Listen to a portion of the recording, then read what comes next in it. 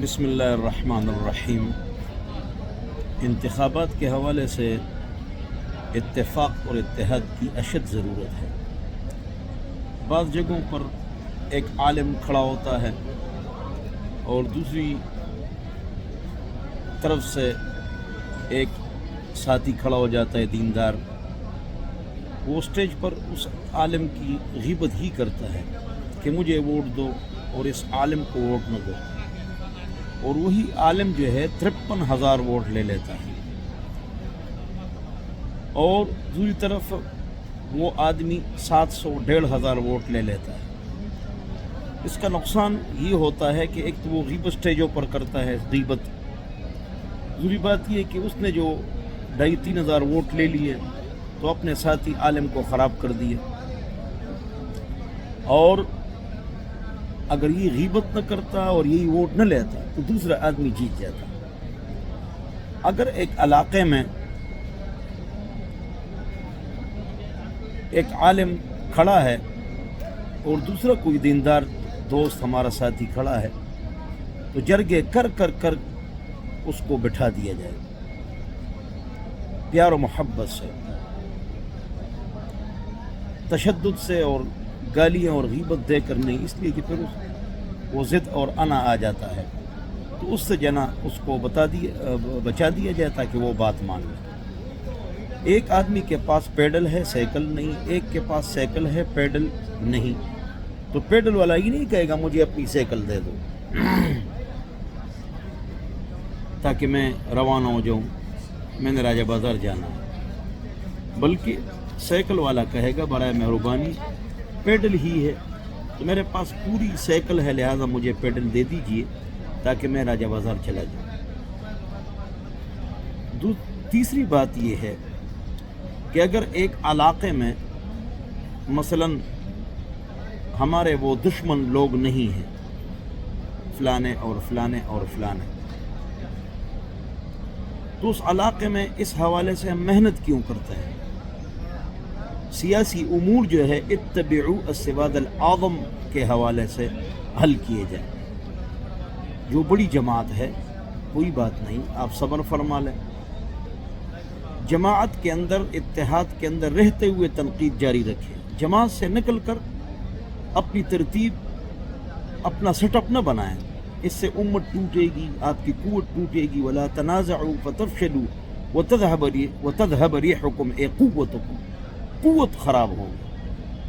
قوت کیوں خراب ہوتی ہے؟ تقوی نہیں ہے۔ تقوی کیوں ہے؟ انانیت ہے، حب جاہ ہے، مفاد ہے۔ اس کو چھوڑ دو، تقوی اختیار کرو تو قوت بنے گی، نہیں اتفاق بنے گا، اتفاق آئے گا تو قوت بنے گی، قوت بنے گی تو غلبہ بنے گا، جب غلبہ بنے گا تو آپ کی حکومت آ جائے گی۔ آپ کے جنازوں میں کروڑوں لوگ ہوتے ہیں اور ان کے جنازوں میں 5,000 نہیں ہوتے ہیں، جیتتے ہوئی۔ کیوں آپ آپس میں اتحاد نہیں کرتے؟ اتحاد کس طرح کیا جائے گا وہ میں نے بتلا دیا کہ اتحاد کس طرح کیا جائے گا، وہ میں نے آپ کو بات بتلا دی، کس ترتیب پر اتحاد کیا جائے گا، کون اتحاد کرے گا۔ دیکھو، اگر بڑا لیڈر دیندار جماعت کا، سب دیندار جماعتوں مذہبی جماعتوں کے لیڈر اچھے ہیں، ان پر کوئی کیس نہیں ہے ماشاءاللہ، اور نیک بھی ہے۔ اگر آپ کا لیڈر دیندار جماعت کا حجاج بن یوسف ہے نا، تب بھی تم محمد بن قاسم بنو، الگ جماعت نہ بناؤ۔ اس کو واپس بلایا حجاج بن یوسف، تو اس نے کہا کہ ٹھیک ہے۔ لوگوں نے کہا مت جاؤ، وہ آپ کو قتل کرنے والا ہے، اگرچہ آپ کا سسر ہے، اس لیے کہ آپ نے پورا سن لے لیا، آگے اس کو خطرہ ہے کہ کہاں کہاں یہ قبضہ کر کے الگ اسٹیٹ بنا دے گا۔ نے کہا میں الگ جماعت نہیں بناؤں گا، لیڈر کی بات مانوں گا، اس سے امت ٹوٹے گی۔ وہی محمد بن قاسم کو واپس بلایا، وہ چلے گئے، لوگوں نے کہا آپ کو قتل کر رہا ہے، اور اس کو قتل کیا گیا اور ٹکڑے ٹکڑے کیے گئے، لیکن اس نے جماعت کو نہیں توڑا۔ غصے کی وجہ سے آپ کے ساتھ زیادتی ہوئی ہے، آپ جماعت کو نہ توڑیں، الگ سیٹ اپ نہ بنائیں، اس سے بڑا نقصان ہوتا ہے۔ آپ ناراض نہ ہونا پلیز، خدا را۔ تو انتخابات کے دور میں ملے گا کچھ نہیں، دوسرے کو خراب کر دو گے، اپنے ساتھی کو خراب کر دو گے اور فاسق جیت جائے گا۔ بہرحال خالد بن ولید کو ہٹایا گیا، کیسے ہٹایا گیا پتہ ہے؟ اس کے گلے میں چادر ڈال کے پیچھے پھینکا گیا. عمر نے ہٹایا رضی اللہ عنہ کہ ابو عبیدہ بڑے ہوں گے. وہ مان گئے, سر نیچے کیا. ہاں, ملا عمر نے اس کو ہٹایا, داد اللہ کو.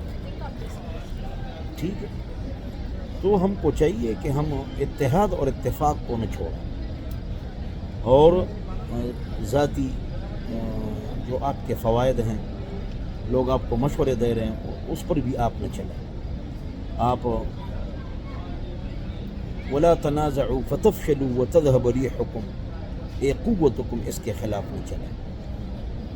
جس طرح ختم نبوت کے بزرگوں نے ختم نبوت کے لیے بڑی جانیں دی گئی الحمدللہ, انہیں تمام سیاسی کام ہمارے حضرات علماء کرام کے حوالے کیا ہے. تو جتنے بھی صحابہ کی ناموس پر جان فدا کرنے والے, اللہ والے, بزرگ, جان نچھاور کرنے والے, سب سے زیادہ قربانیاں دینے والے, تکلیفیں برداشت کرنے والے, تکلیف برداشت کرنے والی جماعت, شہادت دینے والی جماعت, ان کی بہت بڑی محنت ہے. اگر یہ نہ ہوتے تو یہاں پر کسی اور کا جھنڈا ہوتا ہے. بڑی محنت کی گئی ادھر سے, لیکن ان لوگوں نے قربانیاں دی, شہادتیں دی, جیل, سلاخ, داغ برداشت کیے, تو اللہ تعالیٰ نے خیر کے دروازے کھولے. اور یہ حضرات بھی اپنا کام سیاسی علماء کے حوالہ کریں, اپنا جد و جہد کریں ختم نبوت والوں کی طرح. وہ اپنا کام کر رہے ہیں, لیکن کام ووٹوں کے لیے وہ امداد کرتے ہیں حضرات علماء کرام. اللہ ہم سب کو سمجھ عطا فرمائے. مجھے رونا بھی آ رہا ہے, حرم میں بیٹھا ہوا ہوں میں الحمدللہ. دعائیں بھی آپ حضرات کے لیے کروں گا اور کرتا ہوں. تبارک باقی آپ کی مرضی ہے. اللہ آپ کو عزت دے, عظمت دے, اور اللہ تعالیٰ خیر کے دروازے جنا ہمارے لیے کھول دے, اور اللہ ہم کو خیر کے لیے کنجی بنائے اور شر کے لیے تالا بنائے. حدیث ہے نا, اور کیا بات کروں. ناراض نہ ہو, ناراض نہ ہو.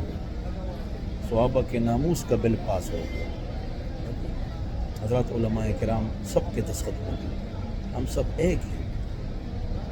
وہ اتفاق جس میں ہزار کوتاہیاں ہوں, اس اختلاف سے اچھا ہے جس میں کوئی کوتاہی, مصیبت, پریشانی. تو وہ سیاسی اختلاف کے باوجود آپ آپس میں نجی مجلسوں میں بھی کسی کی غیبت نہ کریں, کسی کی غیبت نہ کریں. حضرت ابو عبیدہ اور خالد کا سیاسی شدید اختلاف تھا میدان جنگ کے حوالے سے. ایک آدمی نے ابو عبیدہ کی نہیں, عمرو بن العاص کی مخالفت کی. خالد رضی اللہ عنہما کی مجلس میں تو حضرت خالد نے فرمایا کہ اسکت, چپ ہو جاؤ, عمرو بن العاص کی غیبت نہ کرو. انما بیننا لم یبلغ دیننا, جو ہمارا سیاسی اختلاف ہے دین کو برباد نہ کرو, آرام سے بیٹھ جاؤ, ڈونٹ اسپیک سائلنٹ. دیکھو, تو آپ بھی دلیل کی طاقت گالی اور بولی سے زیادہ ہے. دلیل دیں, جماعت کو مت توڑیں. جماعت میں رہتے ہوئے آپ محبت اور الفت کے ساتھ رہیں اور تنقید جاری رکھیں. ہاں, جماعت میں, شورا میں, عوام کے سامنے نہیں ہے, عوام کے سامنے نہیں, فیس بک میں نہیں. یہ تو فاسقوں کا چوک ہے. ہم ہیں ہی کم, 4% ہیں. اللہ والے دیندار لوگ جتنے بھی ہیں 4% ہیں. اپنے ہی عالم کے خلاف فیس بک میں بیان دیتے ہیں, فاسقوں کے چوک میں ان کو ذلیل کرتے ہیں. انہیں کو فائدہ ہوگا. فاسقوں کو عقل مند کے لیے اشارہ کر رہی, وَلِلْعَاقِلِ تَكْفِي الْإِشَارَةُ وَلِلْجَاهِلِ لَا تَكْفِي الْمَنَارَةُ. السلام.